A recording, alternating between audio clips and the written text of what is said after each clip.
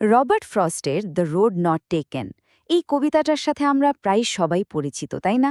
কিন্তু এর সবচেয়ে বিখ্যাত লাইনগুলোর আসল মানেটা কি?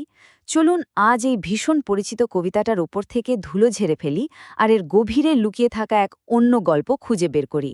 এমন এক গল্প যা শুনলে আপনি হয়তো বেশ অবাকই হবেন। ভাবা যায় আমেরিকান সাহিত্যের সবচেয়ে আইকনিক লাইনগুলোর মধ্যে এই দুটো অন্যতম। এই লাইন দুটোকে প্রায়ই সাহস, স্বাধীনতা আর নিজের মতো করে বাঁচার একটা অ্যান্থম বা জয়গান হিসেবে দেখা হয়, যেন এটা তাদেরই জন্য লেখা যারা স্রোতের উল্টো দিকে হেঁটে নিজেদের ছাপ রেখে যেতে চায়। কিন্তু প্রশ্নটা হলো, আমরা কি কবিতাটাকে একটু ভুল বুঝে এসেছি?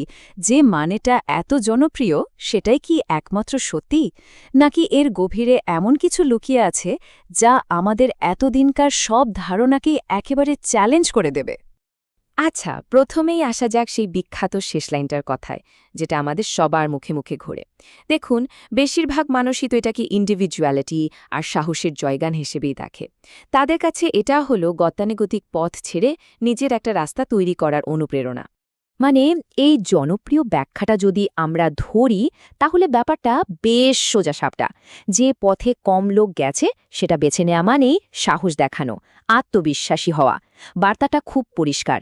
পথ যতই কঠিন হোক, নিজের রাস্তা নিজে তৈরি করার মধ্যেই জীবনের আসল মানে লুকিয়ে আছে। আচ্ছা, তো চলুন এবার একটু কবিতার গভীরে ডুব দেওয়া যাক।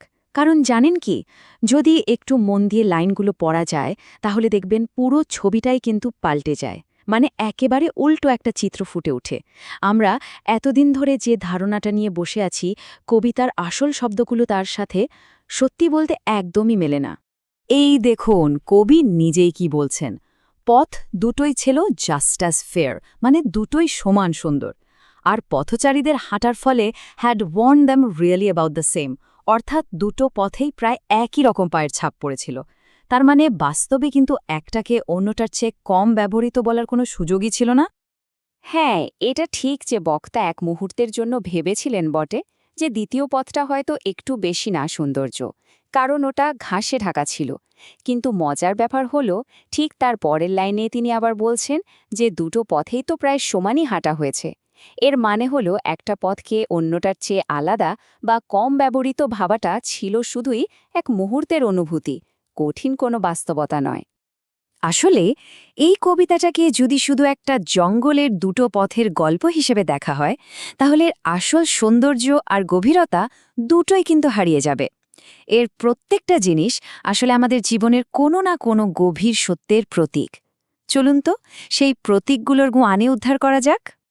বুঝতেই পারছেন, এই হলুদ বন মানে কিন্তু শুধু একটা সাধারণ জঙ্গল নয়। এটা আসলে জীবনের সেই স্টেজটা যখন আমাদের বড় কোনো সিদ্ধান্ত নিতে হয়, বা হয়তো অতীতে নেওয়া কোনো সিদ্ধান্তের দিকে ফিরে তাকাতে হয়। এটা তো জীবনের সবচেয়ে বড় সত্যিগুলোর একটা, তাই না? যে আমরা সবকিছু একসাথে পেতে পারি না। এই দুটো পথ ঠিক সেই চিরন্তন দ্বিধাটাকেই তুলে ধরে, যেখানে একটা পথ বেছে নেওয়ার মানেই হল অন্যটাকে চিরদিনের মতো ছেড়ে আসা।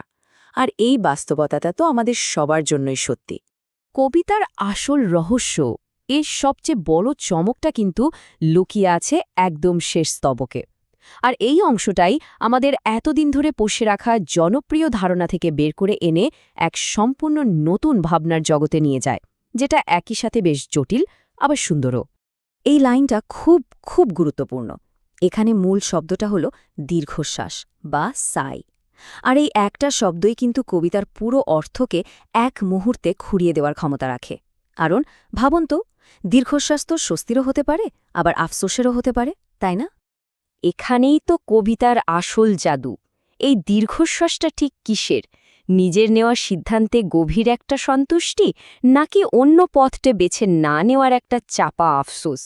কবিতা কিন্তু আমাদের কোনো নিশ্চিত উত্তর দেয় না। এটা আমাদের এই দোটানার মধ্যেই রেখে দেয়। আর এখানেই এর সার্থকতা। তার মানে কবিতার শেষ লাইনটা কোনো বাস্তব ঘটনার সরাসরি বর্ণনা নয়। এটা আসলে ভবিষ্যতের জন্য তৈরি করা একটা গল্প।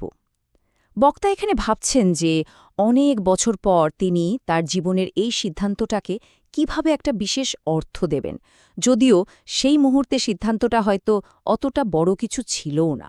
তাহলে এই যে এতক্ষণ ধরে আমরা আলোচনা করলাম, এখান থেকে মূল কথাটা কি দাঁড়ালো? এই কবিতার আসল পার্থক্যটা ঠিক কোথায়? চলুন শেষবারের মতো পুরো বিষয়টা একটু গুছিয়ে নেওয়া যাক। আসল কথাটা হলো এই কবিতাটা হয়তো নেওয়া সিদ্ধান্তটা নিয়ে ততটা নয়, যতটা সেই সিদ্ধান্তটাকে আমরা কিভাবে মনে রাখি বা অন্যদের কাছে বলি। তাই না? আমরা সবাই তো নিজেদের জীবনের গল্পকার, তাই না? আমরা আমাদের অতীতের পছন্দগুলোকে একটা বিশেষ মানে দিই, যাতে আমাদের জীবনটাকে একটা সুন্দর, অর্থপূর্ণ গল্প বলে মনে হয়। আর শেষ পর্যন্ত এই প্রশ্নটাই হয়তো রবার্ট ফ্রস্ট আমাদের সবার জন্য রেখে গেছেন। আমাদের জীবনের পথ চলার গল্পটা আমরা নিজেরা কিভাবে তৈরি করি, সেটা কি স্বস্তির গল্প নাকি অনুশোচনার? ভাবার মতো একটা বিষয়, তাই না?